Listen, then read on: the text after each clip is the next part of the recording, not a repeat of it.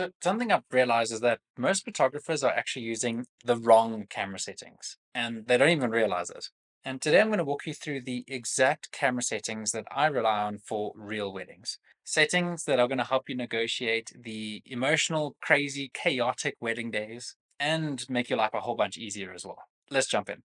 Okay, so the first and probably the most important setting is you need to be shooting raw. If you're still shooting JPEG at weddings, you are basically choosing hard mode to go and photograph on. And I'll start off with a really quick confession.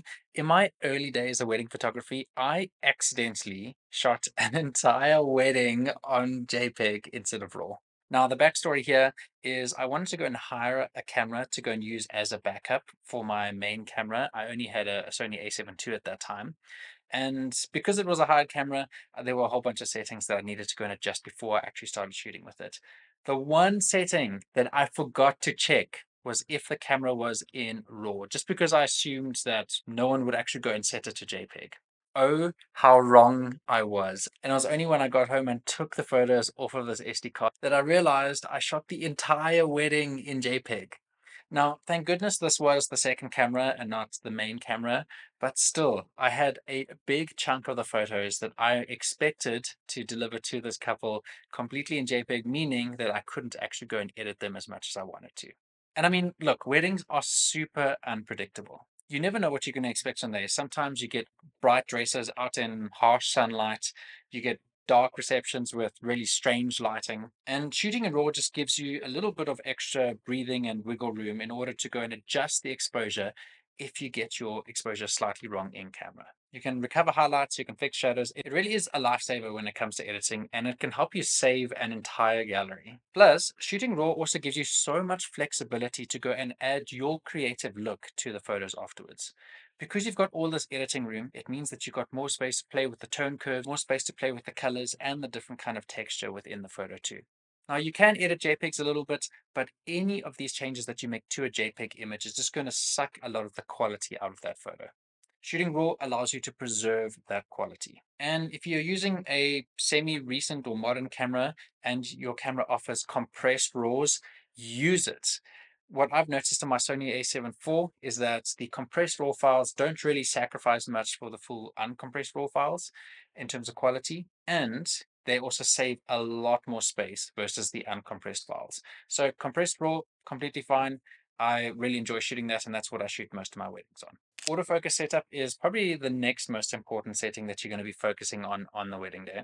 And if you've got a recent camera, eye autofocus is probably what you're going to be using most. It is incredible until it locks onto the priest's eye instead of the couple's eye during the vows. Now, this is a frustrating thing that many cameras just wouldn't know how to handle with eye autofocus.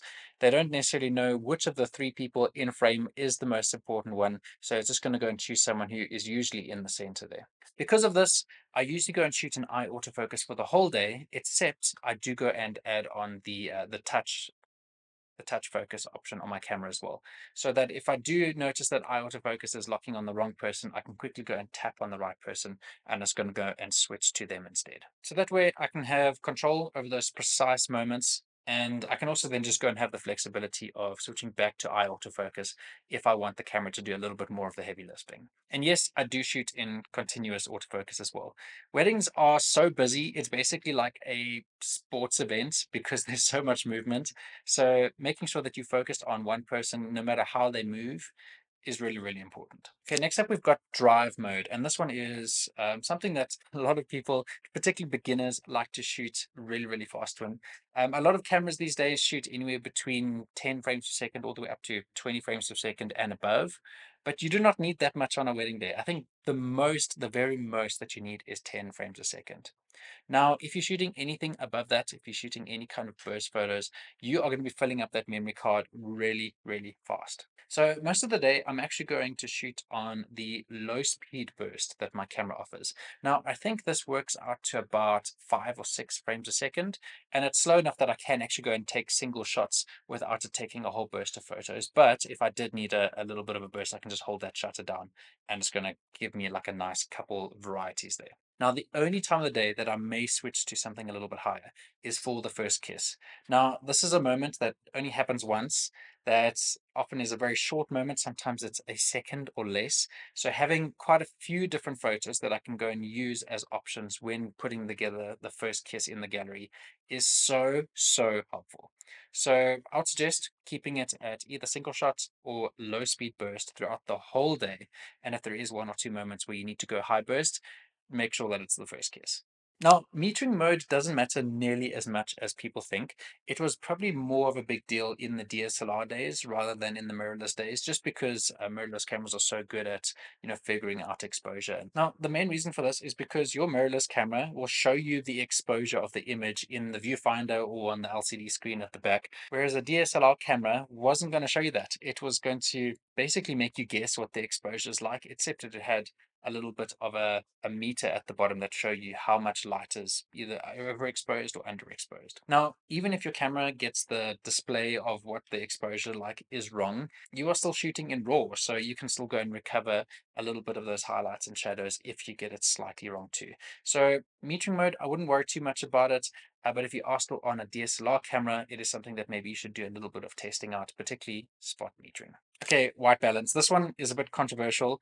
Many purists say that you should be shooting in manual white balance, whereas most of the industry is probably going to be shooting in auto white balance, particularly if they have a newer camera.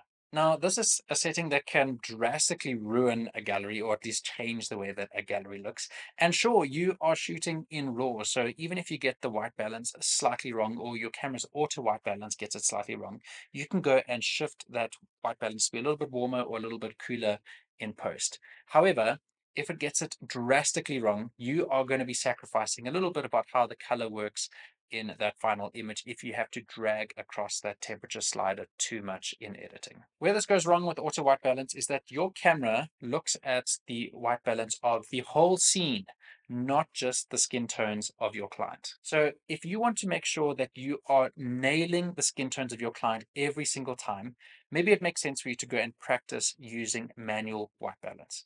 Now, even if setting individual Kelvin values scares you, you can use the templated options that are available in your camera. Pretty much every camera has got templated white balance options for indoors and shady and cloudy and full sun. So take a look at those, see how they kind of work and what they look like. And if that worries you far too much, then maybe just stick to auto white balance and yeah, take the very, very small risk that your camera is going to get the white balance wrong. Okay, next up, we've got picture profiles. Now, depending on what camera brand you use, picture profiles do affect raw photos. Now, even with a raw photo, you can go and change the color and the contrast and everything afterwards. But a lot of these picture profiles, depending on what brand you use, is going to kind of bake that style into the raw image, meaning that there's a little bit more post-processing that you're going to need to do in order to get it to the point that you want if you go and select the wrong picture profile. Now, to keep things simple, I actually keep mine as set to off when I'm shooting photo only weddings, and I just have like a standard raw file that I can then go and edit from afterwards. Now, if I'm shooting a hybrid wedding day, so photo and video, this is when it gets a little bit more complex because I want my video to be recorded in S-Log3, so basically like a almost like a raw file, but for video. But I don't necessarily want that same picture profile carried across to my images. Now, at least my camera, the Sony a7 IV, has got a setting where the picture profile on video does not carry across to photo. But if your camera does not have that option and you are shooting hybrid coverage, this is something that you will need to be aware of. And perhaps you need to either sacrifice shooting S-Log3 or perhaps need to have more S-Log3 style raw files when you go and take photos. But to summarize, if you're shooting photo only, it makes sense just to go and set the picture profile to off or standard. Custom buttons. Okay, there's one really important button for wedding photographers, and this comes in clutch during moments like the ceremony or anything where you need just a little bit more reach than what your focal length has to offer. Now, this custom button that I'm going to speak about allows you to go and save yourself from needing to buy a telephoto lens because you can use something like an 85mm and switch into APS-C crop mode meaning that you get 1.5 times that 85. Okay, that is like almost 130 millimeters that you can switch to from an 85 millimeter lens. So that gives you that little bit of extra reach if you need it. And if you've got a high enough megapixel camera, then this should be completely fine to use without degrading the quality of the photos. Now, I've been happy using APS-C crop mode from anything that's like a 24 megapixel camera. I think it brings the megapixels down to about like 10 or so if you are using APS-C crop mode. And because most of my clients are viewing their images on a phone or on a laptop, that's completely fine. But you have to take note that you aren't most likely going to be printing any of these photos that are 10 megapixels. Now, a small print, probably completely fine, but you're probably not going to be doing the big canvas prints that they're going to put up in their house from those images. So I've just set up the C2 button at the top in order to go and switch to APC crop mode, so I can easily just jump between the two. And if I need a little bit of extra reach, it's there for me to use. Okay, next up, we're talking about manual mode. So you need to be comfortable with your aperture, your shutter speed, and your ISO before you start working at weddings. Weddings are far too important occasion for you to go and mess up one of these settings or just wonder how they're kind of working together. The good news is that mirrorless cameras are going to show you what your exposure looks like in the viewfinder and in the LCD screen at the back. So you get a little bit of a preview on what your settings are actually doing to the photo so that there aren't any bad surprises when you go home to edit later. Now, if you feel like you still need to go and sharpen up some of those exposure settings a little bit before you are comfortable enough to go and shoot a wedding day, just go and ask a more seasoned photographer if you can shadow them or second shoot for them at one of their weddings. That's going to allow you to get comfortable with the pace of a wedding, get really comfortable with your settings so that you can, switch between them blindfolded and make sure that you are nailing your settings to capture beautiful, beautiful images. I stay in manual mode the entire day just for consistency and just to give me creative control over what I want to do with the photos. I know that some people switch to aperture priority, and this is just allows them to do less thinking and focus more on composition or perhaps eradicate any kind of rogue clouds that enter the scene and doesn't give people enough time to switch up their settings.